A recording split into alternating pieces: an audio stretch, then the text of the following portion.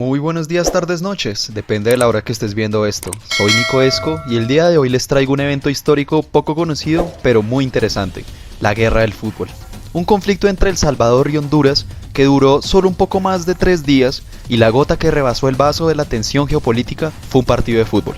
Si naciste en el continente americano, probablemente te gusta el fútbol. A excepción que seas estadounidense y apuestes tanto en él hasta el punto que no le digas fútbol sino soccer. Ahora, la pregunta es, ¿eres tan apasionado por el fútbol que serías capaz de ir a la guerra por él? Obvio, Bobis. En fin, el contexto es lo mismo que sucedía en la mayoría de países latinoamericanos por los años 60. Había guerra fría, sistemas políticos inestables, pobreza, desigualdad, Estados Unidos jugando risque en Latinoamérica. Una compañía de bananas haciéndose rica. El conflicto fue entre estos dos países de Centroamérica, Honduras y El Salvador. El problema inicial fue migratorio, ya que si se dan cuenta, Honduras es mucho más grande que El Salvador. Pero El Salvador tenía más población en la época, 3.7 millones, que Honduras, 2.6 millones. Lo cual había hecho que desde hace muchas generaciones varios granjeros migraran buscando tierras fértiles, ya que Había cierta compañía de bananas que ocupaba la mayoría de tierras fértiles de El Salvador, dejando a los granjeros sin poder cultivar. A principios de los años 60, la Junta Militar de Honduras y cierta compañía de bananas no veían con buenos ojos que un país cercano a ellos geográficamente tuviera un gobierno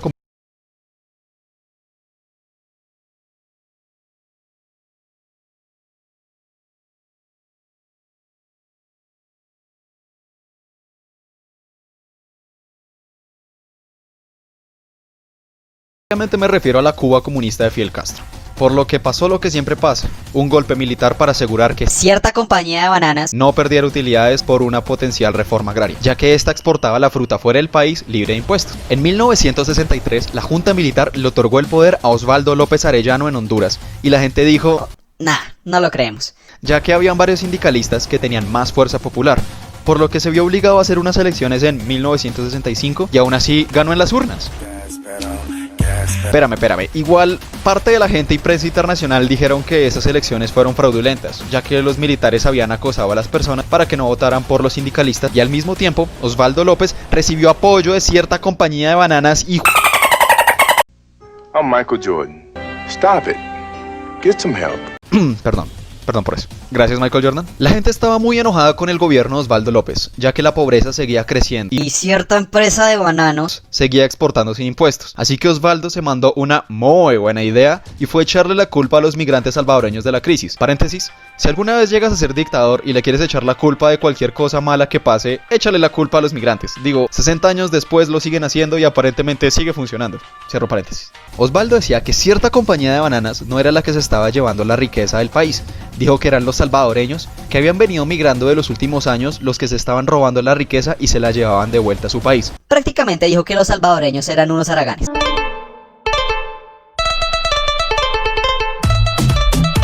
Esto es mentira, ya que hay documentación que demuestra que desde principios del siglo XX ya habían familias salvadoreñas viviendo en Honduras, por lo que esas familias llevaban generaciones viviendo allí. No tenían motivo para devolverse o llevarse la riqueza a otro lado. Lo grave fue que los sectores más conservadores del país se creyeron el cuento que les dijo Osvaldo, y como buenos rednecks armaron escuadrones de la muerte para acosar a los salvadoreños, hasta el punto que lograron que varios regresaran a su país. ¡Quiten trabajos! ¡Sí, quiten trabajos! ¡Quitan trabajos! ¡Si no conseguimos trabajo! ¡Quitan trabajos! ¡Quitan trabajos! El Salvador y la Organización de los Estados Americanos dijeron que se les estaban tirando la vida a esas familias, y era inhumano, lo cual era cierto, pero la realidad es que El Salvador tampoco quería recibir una ola migratoria, ya que como les había dicho antes, El Salvador es chiquito, no tenía lugar para más gente y la pobreza aumentaba cada día más en ese país. Así que hubo tensión diplomática aquí, tensión diplomática allá, hasta que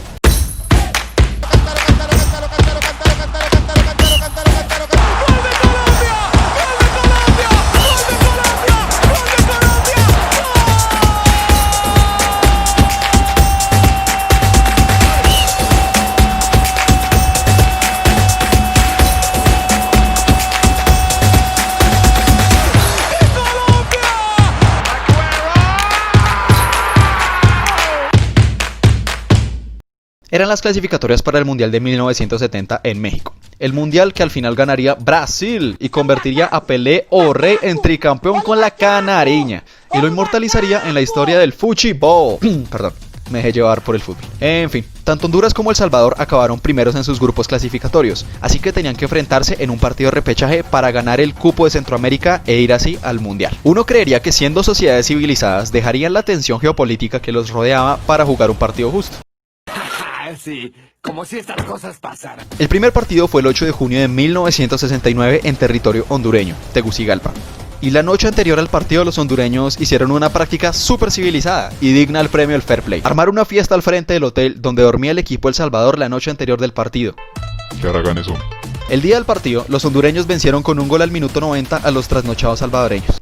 Qué rabia perder un partido al minuto 90. El segundo partido fue el 15 de junio y se jugaría en San Salvador, donde los salvadoreños les devolverían el gesto a los hondureños, armando un Tomorrowland al frente del hotel donde se quedaban los jugadores rivales. Y la tapa de esto fue que antes del partido, cuando izan las banderas, en lugar de subir la bandera de Honduras, subieron un trapo sucio. Muy buen trabajo calmando los ánimos. El Salvador ganó 3-0 a los hondureños trasnochados y hubo tropel entre las hinchadas. Ahora, pensándolo en retrospectiva, menos mal ganó ese partido El Salvador. Digo, ¿se imaginan la linchada que le hubieran pegado a los jugadores hondureños si ganaban ese partido? a diferencia de hoy en día, que los partidos se definen por diferencia de gol, en esa época se tuvo que jugar un partido de desempate en terreno neutral y se designó que jugarían en el Estadio Azteca de México. Fue un partidazo. Tanto así que coronó a Honduras y a El Salvador como los protagonistas del clásico centroamericano. El partido iba 2-2, Rigoberto La Chula Gómez marcaría un golazo de chilena para los hondureños, pero sobre la hora, El Salvador anotaría el gol definitivo y dejaría por fuera a Honduras del Mundial. Simultáneamente, mientras pasaban estos tres partidos, la violencia contra los salvadoreños en Honduras seguía volviéndose más brutal. Y El Salvador tomó la decisión de eliminar lazos diplomáticos con Honduras y posteriormente declararles la guerra. Esta guerra fue sumamente corta, tanto así que se le conoce también como la Guerra de las 100 horas. Pero en esas 100 horas se desplegó toda la fuerza militar de ambos países, empezando con un bombardeo al aeropuerto más importante de Honduras y agudizando aún más la crisis migratoria. Después de que la Organización de los Estados Americanos le pidiera cordialmente a El Salvador que se calmara, Los amenazaron con que los sancionarían peor que Cuba. después de un poco más de 3 días, El Salvador retiró las tropas que habían logrado superar la frontera hondureña y se acabó la guerra. A pesar de su corta duración, este conflicto implicó un costo social brutal para ambas partes, 6.000 muertos y 15.000 heridos. Obviamente pasó lo que siempre pasa después de las guerras. Ambos países tuvieron recesiones económicas y también dejaron disputas por fronteras no definidas que al día de hoy aún no se ponen de acuerdo. Al menos uno creería que los salvadoreños tendrían la victoria final al poder ir al mundial, ¿cierto? No. Estás equivocado, amigo mío. El Salvador perdió y por goleada todos sus partidos en su grupo, ya que les tocó un grupo durísimo contra Bélgica, México y la Unión Soviética. Así que al final, técnicamente ninguno ganó la guerra, excepto esta empresa de bananos. Ellos siempre ganan en cualquier pelea tercermundista latinoamericana. Y esta fue la guerra del fútbol. Espero les haya gustado. Suscríbete, deja un like y un comentario que me ayuda muchísimo con el algoritmo de YouTube. Soy Nico Esco y me despido.